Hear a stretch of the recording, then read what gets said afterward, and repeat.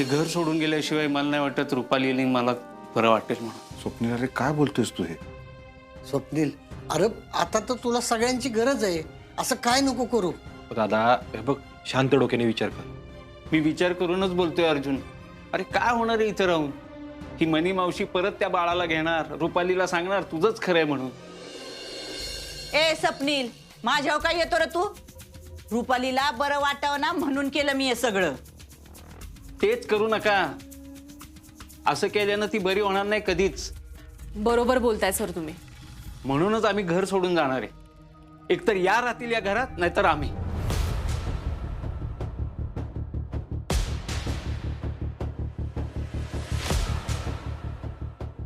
काय झालं सरकार?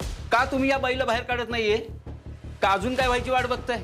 का पटतंय तुम्हाला हिचं वागणं? एवढं होऊन पण ही गप्प बसत नाही बाई. काय अर्थ याला? अर्जुनच्या आईच्या मृत्यूला एक प्रकारे मीच कारणीभूत आहे. मी तर ह्यांना विचारणंच सोडून दिले. हो बोला की काय तर. काही उपयोग नाही. तू पण चल आमच्या बरोबर. असं काय बोलताय? हेच तर पाहिजे मावशीला. अरे आपण आपल्याच घरातनं निघून जावं. मग बरोबर आहे. जिंकल्या त्या, झालं त्यांच्या मनासारखं. जातो आम्ही घर सोडून. सर थांबा. मनी मावशींनी जे काही केलं ते बरोबर होतं.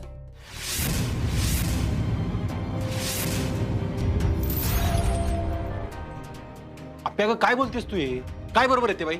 अर्जुन हे बघ, ताईंच्या बाजूने कोणीतरी आहे हे त्यांना वाटणं सध्या बरोबर आहे. नाहीतर त्या अजून आक्रमक होतील. आता मगाशीच बघितलंस ना, आपण सगळे बाहुली बाहुली म्हणत होतो, तेवढ्या त्या चिडत होत्या. आणि मनी मावशी बाळ म्हणून त्या बाहुलीला खेळवत होत्या, तर त्यांना बरं वाटलं होतं. अगं आपे, पण हे सगळं करण्यामागे ह्या बाईचा हेतू काय आहे तुला माहिती आहे चांगलंच. हो अर्जुन, पण ते आत्ता चुकीचं नाही वागत आहे. मगाशी बाबा म्हणले तसं रुपाली ताईंना आणि स्वप्नील सरांना आपल्या सगळ्यांची गरज आहे. आता ताईंकडे लक्ष ठेवलं पाहिजे. आणि त्या एकट्या असतील तर आपण सगळे कसं लक्ष ठेवणार आहोत सांगा? होय, अरे इथं आम्ही सगळे आहोत स्वप्नील. आणि या मावशी? ए, मी काय तिचं वाईट करत नाही. हा, मला काय वाटतं, आत्ता रुपाली ताईंना आपण एकटीला नाही ठेवलं पाहिजे खरंच. कारण ते जेवढ्या एकट्या राहतील ना, तेवढं त्या भावलीला बाळ समजतील. आत्यांचंच बघा की, आपण स्मिता आत्यांना बाहेर सगळ्यांमध्ये ठेवलं, त्यांना काम करायला लावलं, त्या आपल्यामध्ये सगळ्यांमध्ये रुळल्या, त्यानंतर त्यांच्यात किती चांगला बदल झाला, हो की नाही? मग आपण तसंच ताईंच्या बाबतीत केलं पाहिजे. ताईंना सगळ्यांमध्ये आणलं पाहिजे. थोडं कामात मन रमलं ना त्यांचं, तर बघा त्यांच्यातही नक्कीच चांगला बदल होईल. हा, मी बी तेच म्हणत होते. आणि म्हणून मी रुपालीशी एकदम प्रेमाने वागते. आणि बर का स्वप्नील, आता तर कलेक्टर मॅडम बी माझी बाजू घ्यायला लागल्यात. ठीक आहे, तुम्हाला काय करायचं ते करा. मी तर संपलोच आहे. दादा अरे सर सर दादा असं नका भांडू. आपण करूया काहीतरी. अरे दादा, एवढं सगळं घरात झालं या, काहीतरी बोल ना तू. मी जातो शेतात.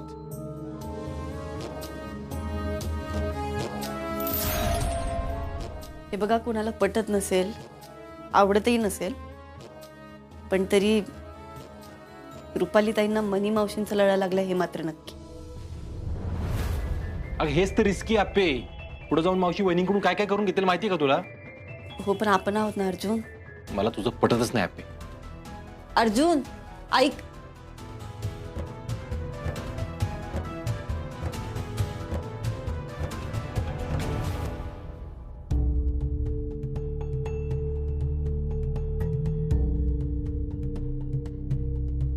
आपे बस तू, मी आहे.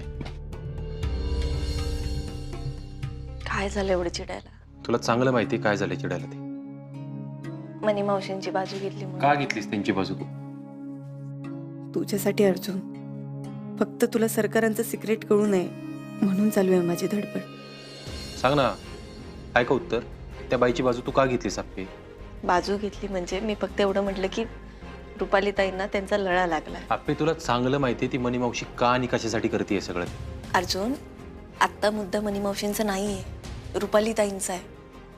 रुपालीताईंच्या बाबतीत हे सगळं होईल असं आपल्याला वाटलं तरी होतं का? मला तर असं वाटतंय आपण रुपालीताईंची नीट काळजी घ्यायला कमी पडतो. म्हणजे बघ की, आज असं डॉक्टरांना घरी बोलवावं लागलं. आपण आधीपासूनच त्यांची नीट काळजी घेतली असती, ट्रीटमेंट सुरू केली असती तर ही वेळ आली नसती. रुपालीताईंची अशी अवस्थाच झाली नसती. मला तर वाटतंय ना हे सगळं मनी मावशीनी वहिनींच्या डोक्यात भरले. आणि त्या दिवशी डोहाळ जेवणाला पण आहे ना त्यांनीच आवरून पाठवलं असेल त्यांना. नाही अर्जुन, हे बघ, रुपालीताईंना खरंच खूप मोठा मानसिक धक्का बसला. अरे मनी मावशीने सांगितलं आणि रुपालीताईंनी केलं असं नाहीये. हे त्यापेक्षा पण खूप खूप जास्त सिरियस आहे. म्हणून जास्त चिडतोय मी आप्पे. मनी मावशी त्या वहिनींच्या अशा वागण्याला सपोर्ट करतात, त्यामुळे वहिनी अशाच वागत राहतील. त्यांनी होईल काय माहिती का तुला? एक दिवस त्या तुला काहीतरी करतात, कारण तू आई होणार आहेस. मग काय करशील तू? अर्जुन, असं काही नाही होणार. तू काय बोलतोयस? आपण रुपालीताईंना एकदम एकदम छान बरं करूयात की. हे बघ आप्पे, वहिनी कधी बऱ्या होत्याल कधी नाही मला नाही माहिती, पण तू त्या मनी मावशीला सपोर्ट करू नको, नाहीतर ते अजून असंच वागत राहील. सॉरी. मी पण सॉरी. जास्त चिडलो मी तुझ्या. सगळी चूक ना त्या सरकारांची. त्या बाईला कशाला घरी आणून बसवलं ना मला तेच कळा. जाऊ दे, शांत हो ना. हे बघ, आता सध्या मुद्दा काय आहे? आपल्याला ताईंना बरं करायचं ना, मग बाकी सगळं सोडणार. आता तू स्वतःकडे लक्ष दे आप्पे, बाकीच्यांचा विचार नंतर कर. तुला कळतंय का मी काय म्हणतोय ते? हो, सॉरी. ठीक आहे, सॉरी नको म्हणता. बस ये.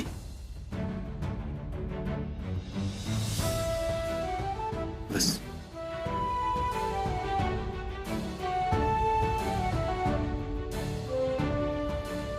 मी आहे बाय.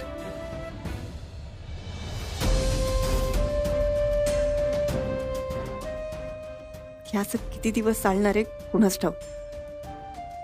अर्जुन, सरकारांचं सत्य घेशील ना रे तू समजून. द्या. आहा. झालं बघा. असं. हा बापू, चला जेवून घेऊया.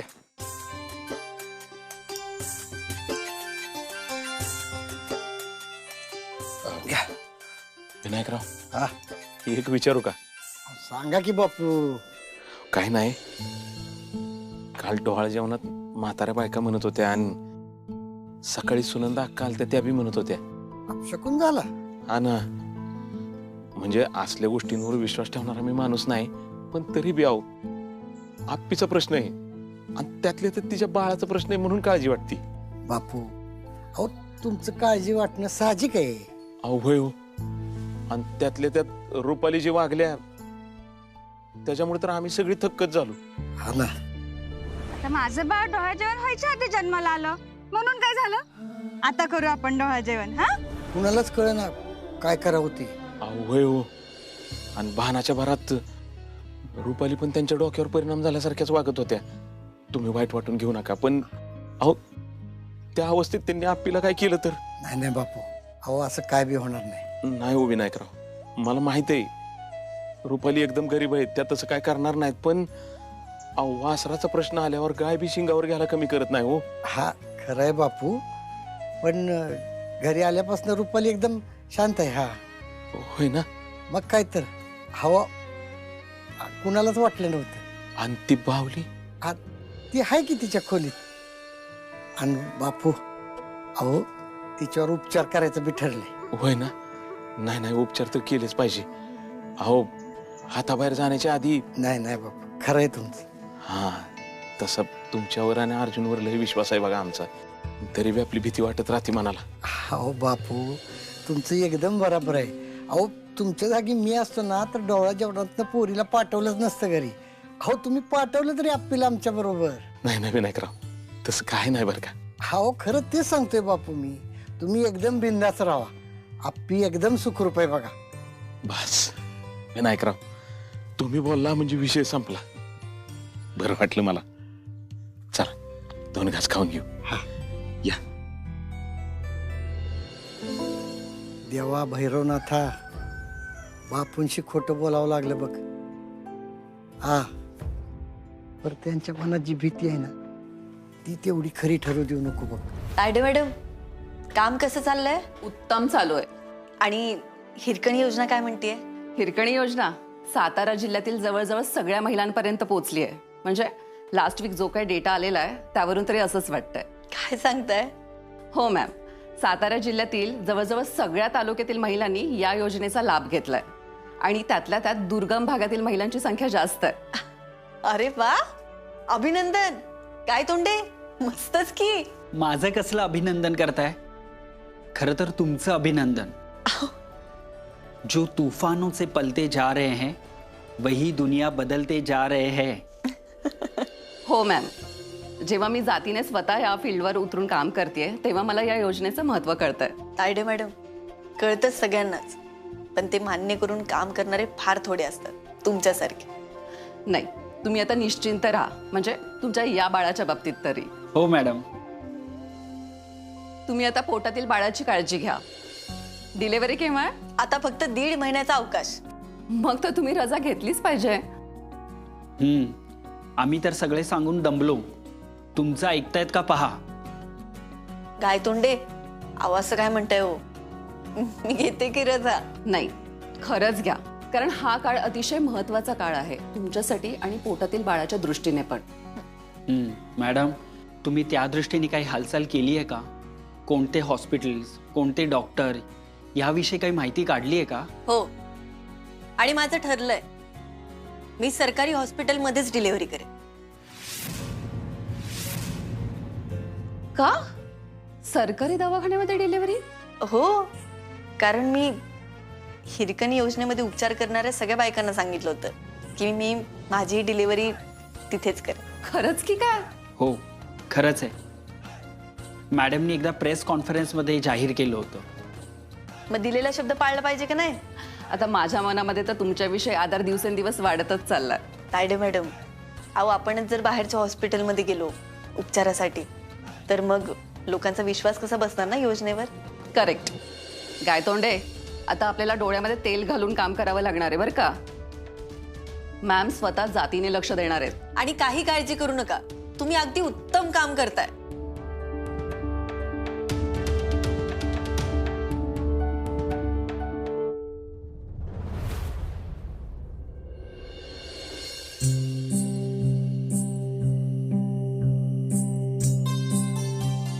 कदम, आईची आठवण येते हो.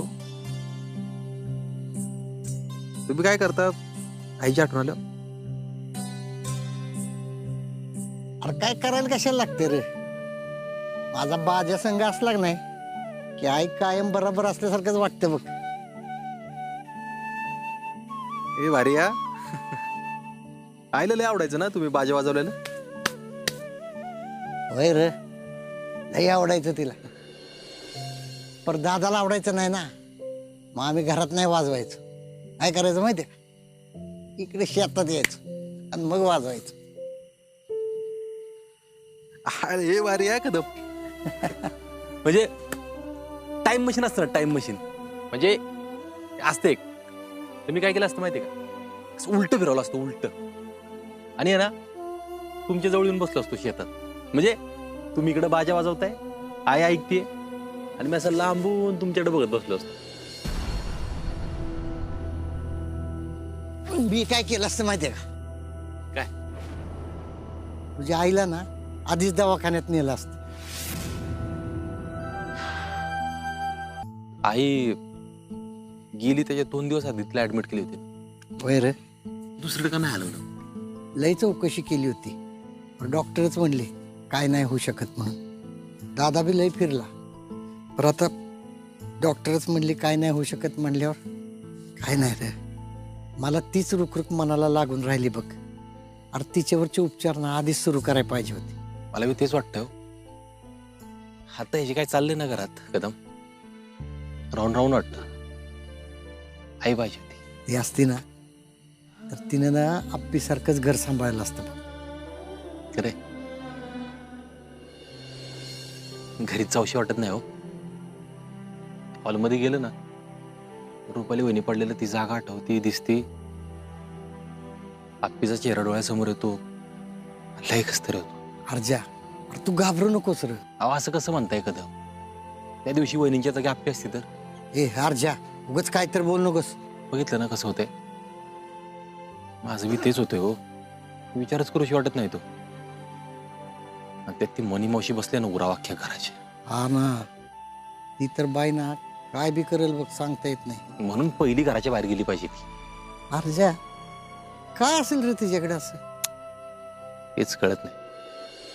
सरकारनं ठेवलं होतं ना ज्या खोलीत, तिथे चिंचुके जाऊन आला. सरकारांचा मोबाईल गावला एक जुना. यात बी काय नाही. अरे अर्जा, तिच्याकडे नाही काहीतरी खतरनाक माहिती असली पाहिजे बघ. अरे त्याशिवाय दादा एवढा गप बसणार नाही रे. अरे बोट लावलं ना की हात कापणारा गडी आहे तो.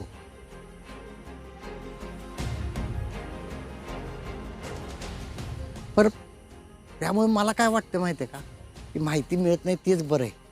अरे आधीच डोक्याला एवढा कुटाणा झालाय घरात. कदम, आपल्या घराच्या मागचं कधी सुटणार होय? देवालाच माहिती. हा पर अर्जा, तू आता आप्पीची काळजी घे बरं का. तिला अजिबात एकटीला सोडू नकोस. मला भीती वाटते हो कदमले. अरे तू नको घाबरूस. अरे तू तिची ताकद आहेस आणि ती तुझी. म्हणून तर जास्त भीती वाटते. एवढं सगळं होऊन पण पोरगी घराचाच विचार करते अजून. तिला कसं समजावं ना मला तेच कळत नाही. अरे उपजत गुणच आहे तिचा तो. ती काळजी करतच राहणार. आता तू तिची काळजी घे. अरे आताचा काळ महत्वाचा आहे ना. 2 महिनेच राहिले तिच्या डिलिव्हरीला. हा कदम. आणि अर्जा, तू लई लोड घेऊ नकोस बरं का. अरे नियती आहे आपल्या बरोबर. तिचं बारीक लक्ष आहे आपल्याकडे.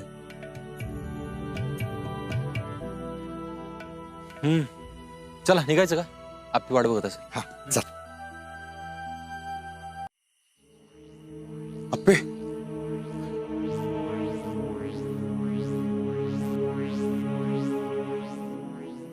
बोला. तू बोललीस का काही अर्जुनला? नाही. असं का विचारलं? नाही, मी विचारतोय फक्त. सरकार, तुम्हालाही चांगलं माहिती आहे मी आत्ता हा विषय कुणालाच बोलू शकत नाही.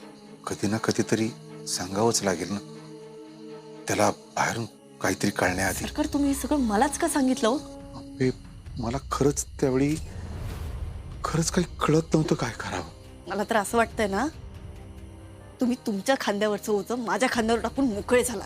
नाही नाही नाही बाळा, हे बघ, असा विचार करू नकोस.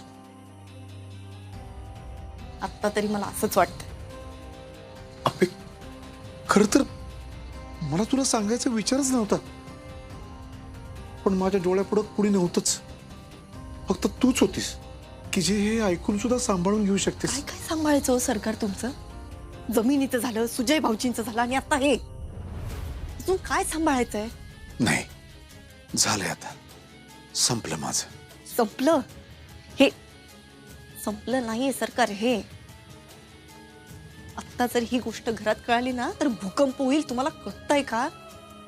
हो, पण मला ना त्या मनीची पण भीती वाटते. मागे तिनं सुजाचा व्हिडिओ जसा टाकला होता तसंच पुन्हा काहीतरी केलं तर? सरकार, या सगळ्या गोष्टींचा विचार ना हे काम करायच्या आधी करायला पाहिजे होता. तेव्हा केला नाही तुम्ही.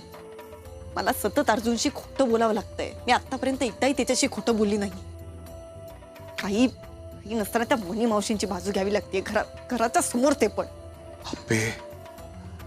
अप्पे, मला लय अपराधी असल्यासारखं वाटतंय.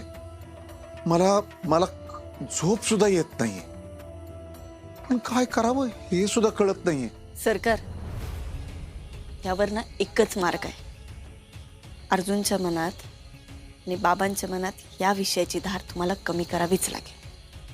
आणि कदाचित तरच ते तुम्हाला स्वीकारून घेतील, नाहीतर. पण कसं करायचं हे? हा विषय दोघांच्याही खूप जवळचा आहे. विनयला मागे मी एकदा बोलायचा विचार केला होता.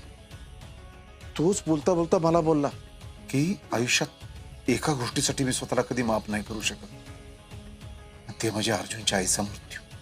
सरकार, मग आता तुम्हाला या गोष्टीची काळजी घ्यावी लागेल की मनी मावशी हा विषय कुठेच बोलणार नाही. तो मी प्रयत्न करेनच, पण त्या मनीवर विश्वास नाही ठेवता येत. मग सरकार हे सिक्रेट अर्जुनला आणि बाबांना सांगायची तयारी पण ठेवा.